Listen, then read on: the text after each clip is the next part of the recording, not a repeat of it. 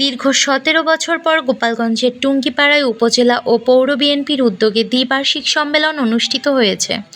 আওয়ামী লীগের ঘাঁটি হিসেবে পরিচিত টুঙ্গিপাড়ায় এই রাজনৈতিক জমায়েতকে ঘিরে বাড়তি আগ্রহ ছিল সবার মাঝে। আমাদের টুঙ্গিপাড়া প্রতিনিধি হাবিবুল্লাহ খান হাবিব জানায়, আজ সোমবার টুঙ্গিপাড়া পৌর বাস টার্মিনাল মাঠে আয়োজিত এই বহুল প্রতীক্ষিত সম্মেলন শেষে টুঙ্গিপাড়া উপজেলা বিএনপির আগামী ২ বছরের জন্য মোহাম্মদ সালাউদ্দিন শেখ ও শেখ মনিরুজ্জামান বাবলুকে সাধারণ সম্পাদক ঘোষণা করা হয়েছে। সেই সাথে টুঙ্গিপাড়া পৌর বিএনপির সভাপতি মোহাম্মদ এমদাদ হোসেন মোল্লা ও সাধারণ সম্পাদক জিহাদুল ইসলাম বাবুকে ঘোষণা করা হয়েছে। এ সময় সেখানে প্রধান অতিথি হিসেবে উপস্থিত ছিলেন বাংলাদেশ জাতীয়তাবাদী দল বিএনপির কেন্দ্রীয় ভাইস চেয়ারম্যান আসাদুজ্জামান রিপন। বিশেষ অতিথি বিএনপির ফরিদপুর বিভাগীয় সাংগঠনিক সম্পাদক সামা ওবায়েদ, ফরিদপুর বিভাগের সহ সাংগঠনিক সম্পাদক খন্দকার মাসরুর হোসেন ও সেলিমুজ্জামান সেলিম এবং প্রধান বক্তা হিসেবে উপস্থিত ছিলেন স্বেচ্ছাসেবক দলের কেন্দ্রীয় কমিটির সভাপতি এস.এম. জিলানী। সম্মেলনে প্রধান বক্তা এস.এম. জিলানী বলেন, বিএনপি একটি উদারপন্থী গণতান্ত্রিক রাজনৈতিক দল। বিরোধী মতকে আমরা শ্রদ্ধা ও সম্মান করি। আমাদের নেতা শহীদ রাষ্ট্রপতি জিয়াউর রহমান বহুদলীয় গণতন্ত্রে বিশ্বাসী ছিলেন। উনি ঘোষণা করেছিলেন নিজেকে বাংলাদেশের অস্থায়ী রাষ্ট্রপতি হিসেবে, পরবর্তীতে জিয়াউর রহমান অনুধাবন করেছিলেন। আমার ঘোষণায় আমি একজন সেনা অফিসার, আমার ঘোষণায় হয়তো বাংলাদেশের সমস্ত মানুষ যুদ্ধে ঝাঁপিয়ে পড়বে না। আমি যদি একজন রাজনৈতিক দলের নেতার পক্ষে আমি এই ঘোষণাটা দেই, হয়তো বা জাতীয় উদ্বুদ্ধ হয়ে ঐক্যবদ্ধভাবে স্বাধীনতার যুদ্ধে ঝাঁপিয়ে পড়বে। সেই কাজটি উনি করলেন, উপলব্ধি করলেন, কার্পণ্য করলেন না। উনি বাংলাদেশের তৎকালীন আওয়ামী লীগের নেতা শেখ মুজিবুর রহমানের পক্ষে দ্বিতীয়বার যে আবার স্বাধীনতার ঘোষণা দিয়েছিলেন, উনি বলেছিলেন আমি শেখ মুজিবুর রহমানের পক্ষ থেকে স্বাধীনতার ঘোষণা করছি, কার্পণ্য করেন নাই। কিন্তু শেখ মুজিবুর রহমান সাহেব উনি বাংলাদেশের আওয়ামী লীগের নেতৃত্বে ছিলেন, ওনার কাছ থেকে বাংলাদেশের জনগণ আশা করেছিল। আমি পার্থক্যটা এখানে খুঁজেছিলাম, একজন রাজনীতিবিদ জীবনের ভাই, মামলার ভাই, ফাঁসির ভাই স্বাধীনতার ঘোষণা করে নাই।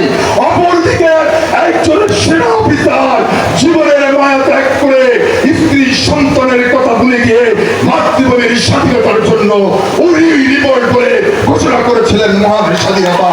এখানেই আমি বলি, এখানেই জাতীয়তাবাদী দলকে ভালোবেসেছিলাম, শহীদ রাষ্ট্রপতি জিয়াউর রহমানের আদর্শকে বিশ্বাস করেছিলাম, ধারণ করেছিলাম বুকে, লালন করি পালন করি। প্রিয় বন্ধুরা, এটা তো আমার অপরাধ হতে পারে না, এটা আমার গণতান্ত্রিক অধিকার।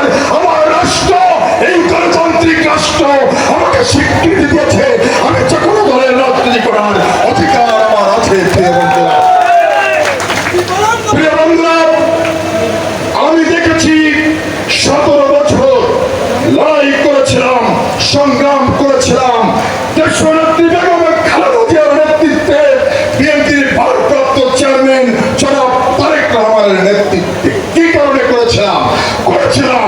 যারা 17 বছর বাংলাদেশের মানুষের যে ভোটের অধিকার আমার সংবিধান স্বীকৃতি দিয়েছে, এই রাষ্ট্রের মালিক জনগণ।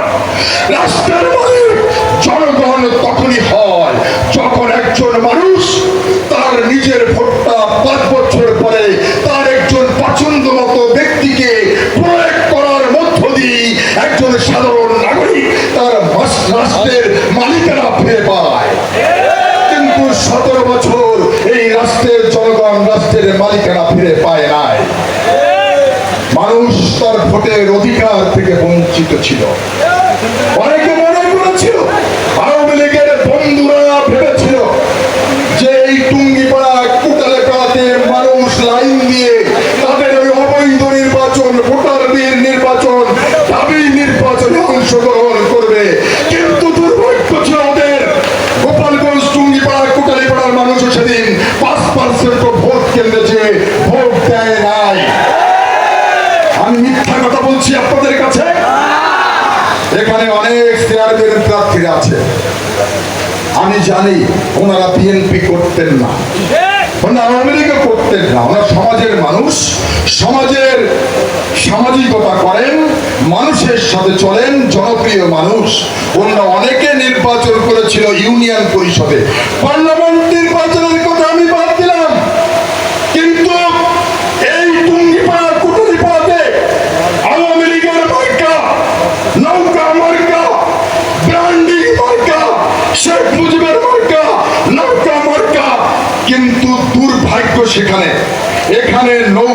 মার্কা একজন চেয়ারম্যান প্রার্থীকে দাঁড় করিয়েছিলেন। এই 5টা ইউনিয়নের 5 জন নৌকা মার্কার চেয়ারম্যান প্রার্থী ছিলেন না? মার্কা ছিল নৌকা। দুর্ভাগ্য হলো যে এই আওয়ামী লীগের নেতারা এই নৌকা মার্কা দিয়েও স্বস্তিতে ছিলেন না। অর্থাৎ এই টুঙ্গিপাড়ার মানুষকে আওয়ামী লীগ কখনো বিশ্বাস করে না। যদি বিশ্বাস করতো তাহলে যাকে নৌকা মার্কা দিয়েছে, যা ভয় করে বলে নৌকা আওয়ামী লীগের মার্কা, শেখ হাসিনা মার্কা, শেখ মুজিবের মার্কা, তাদের বিশ্বাস থাকা উচিত ছিল যে টুঙ্গিপাড়ার মানুষ কেন্দ্রে যাবে, নৌকা মার্কায় ভোট দেবে। দিয়েছি নৌকা একজনকে, আর 5 জন দাঁড়িয়েছে, তারাও আওয়ামী লীগের সমর্থক ছিল। কিন্তু আওয়ামী লীগের বিশ্বাস থাকা উচিত ছিল যে আওয়ামী লীগের এই টুঙ্গিপাড়ার মানুষ নৌকা মার্কায় ভোট দিবে, কিন্তু বিশ্বাসটা তারা রাখে নাই। কারণ আর কোন প্রার্থীকে এখানে অংশগ্রহণ করতে দেয় নাই। অনেকে মোটর সাইকেল মার্কা, কলা গাছ মার্কা, গাছ মার্কা নিয়ে দাঁড়িয়েছিল, কিন্তু নৌকা মার্কার লোক ভয় পেয়েছিল তাদের কাছে। আওয়ামী লীগের বড় ভয় হয়েছিল যে টুঙ্গিপাড়ার মানুষ নৌকা মার্কায় ভোট নাও দিতে পারে, সেই জন্য অন্য কাউকে আর দাঁড়াতে দেয় নাই। এটা সত্য, আমি সত্য কথা বলছি। কেন টুঙ্গিপাড়ার মানুষকে তো ভয় পান কেন? টুঙ্গিপাড়ার মানুষ তো আপনাদেরই মানুষ, আপনারা বড়াই করে বলেন, কিন্তু নৌকা মার্কা দিয়েছেন, তাদের উপর আস্থাটা কেন রাখতে পারলেন না? আস্থা রাখতে পেরেছিল আপনাদের উপরে? আস্থা রাখতে পারে নাই। আমি সেজন্যই বলি, অনেকে বলেন টুঙ্গিপাড়া আওয়ামী লীগের দুর্গ, আমি এটা বিশ্বাস করি না। এই টুঙ্গিপাড়ায় 95% মানুষ সাধারণ মানুষ, যারা কোনো অন্যায়ের সাথে জড়িত না, যারা কোনো দুর্নীতি করে নাই, যারা কোনো অত্যাচার নির্যাতন করে নাই।